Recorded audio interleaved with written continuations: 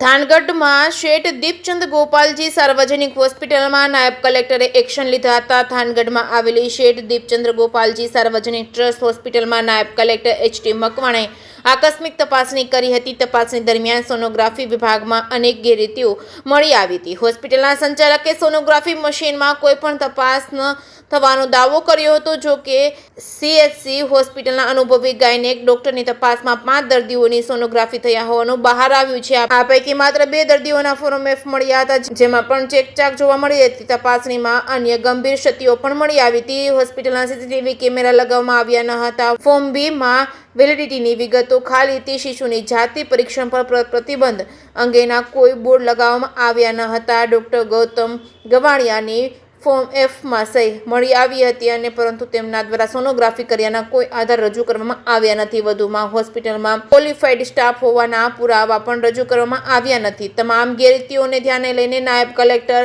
Portable sonography machine seal કરી દીધું હતું। ગુજરાત સરકારના હેલ્થ એન્ડ ફેમિલી વેલફેર ડિપાર્ટમેન્ટના નોટિફિકેશન અનુસાર સ્ત્રી ભ્રૂણ હત્યા રોકવા માટે ચોટીલા, થાનગઢ, મૂળી તાલુકાની હોસ્પિટલોની દેખરેખ માટે નાયબ કલેક્ટરની નિયુક્તિ કરવામાં આવી હતી।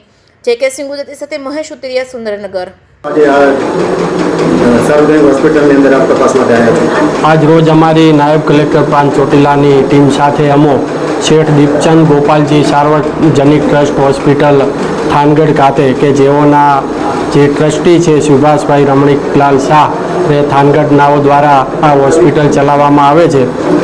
આ હોસ્પિટલમાં રાજ્ય સરકાર દ્વારા જે આરોગ્ય વિભાગ દ્વારા જે એપ્રોપ્રિએટ ઓથોરિટી તરીકે અધિકૃત કરેલા હોય પીસીપીએનડીટી એક્ટનું અને નિયમોનું પાલન થાય છે કે કેમ તે અંગે તપાસણી કરતા આ સંચાલકના જણાવ્યા મુજબ આજ દિન સુધી કે આ સોનોગ્રાફી મશીનમાં એક પણ કે સોનોગ્રાફી કરવામાં આવેલ નથી તેવું જણાવી, પરંતુ શંકા થતાં સીએચસી હોસ્પિટલમાંથી અનુભવી ગાયનેક ડૉક્ટરનાઓને બોલાવી અને તપાસણી કરતાં આ સોનોગ્રાફી મશીનની અંદર 5 સોનોગ્રાફી પરફોર્મ થયેલા છે।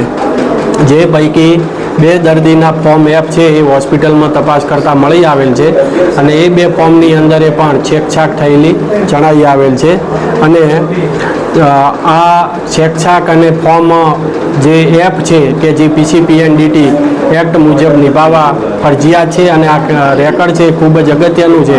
એની સાથે છેકછાક તેમજ વિસંગતતા જણાવી આવતા આ હોસ્પિટલની અંદર જે ઇન્સ્ટોલ કરવામાં આવેલ પોર્ટેબલ સોનોગ્રાફી મશીન છે એ સીલ કરી તેમજ જે પણ કોઈ દસ્તાવેજ મળી આવેલ છે રેકર્ડ એને પણ જપ્ત કરી અને આગળની કાર્યવાહી હાથ ધરવામાં આવેલ છે।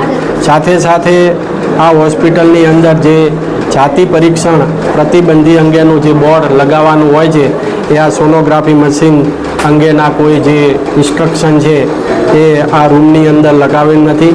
આખી હોસ્પિટલની અંદર સીસીટીવી કેમેરા એક પણ લગાવવામાં આવેલ નથી અને જેથી કરીને આ હોસ્પિટલની અંદર જે ફોર્મ એફ મળી આવેલા છે તેમાં ડૉક્ટર ગૌતમ ગવાણિયા ગાયનેકોલોજીસ્ટની જે સહી મળી આવેલ છે તે ખરેખર અહીંયા આવીને સોનોગ્રાફી પરફોર્મ કરેલ છે કે કેમ તે અંગેના પણ કોઈ આધાર પુરાવા મળી આવ્યા નથી। સોનોગ્રાફી કરેલ દર્દીના 3 દર્દી અંગેના કોઈ પણ પ્રકારના પુરાવા છે તે મળી આવેલા નથી। ક્વોલિફાઈડ સ્ટાફ છે કે કેમ તે અંગેના કોઈ પુરાવા નથી, જેથી આ જે પોર્ટેબલ સોનોગ્રાફી મશીન છે એ તાત્કાલિક અસરથી સીલ કરી અને આગળની કાયદેસરની કાર્યવાહી હાથ ધરેલ છે।